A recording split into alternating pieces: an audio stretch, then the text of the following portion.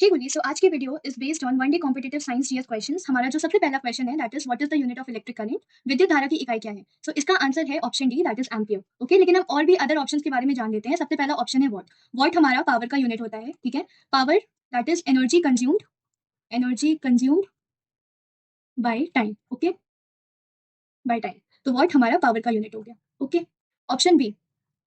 B है volt. Volt potential difference का unit होता है एंड पोटेंशियल डिफरेंस का फॉर्मूला होता है W by Q. W is work done by charge. Okay, option C है ओम्स। ओम्स हमारा रेजिस्टेंस का यूनिट होता है।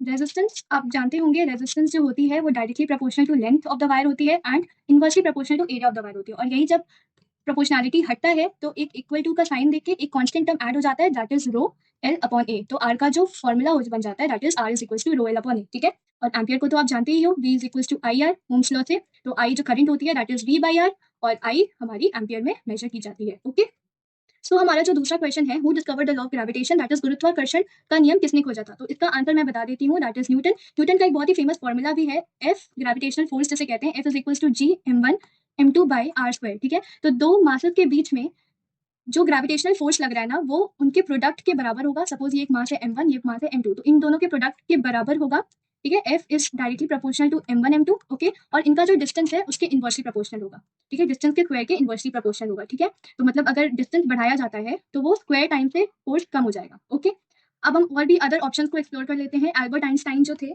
उन्होंने थ्योरी ऑफ रिलेटिविटी दी थी, ठीक है। तो option A is Albert Einstein और उनका था theory of relativity. Okay, theory of relativity था। और थ्योरी ऑफ रिलेटिविटी का जो बहुत ही फेमस फॉर्मूला है that is E is equal to mc square, ठीक है। जहाँ पे m is the mass, c is the speed of light and e is the energy. Okay, Galileo के जो एक्सपेरिमेंट्स थे ना वो टोटली बेस्ड थे ग्रेविटी पे। ओके, इन्होंने कोई ऐसा लॉ नहीं दिया था लेकिन इनकी जो एक्सपेरिमेंट्स थी वो ग्रेविटी पे बेस्ड थे। और ऑप्शन डी है हमारे फराडे के।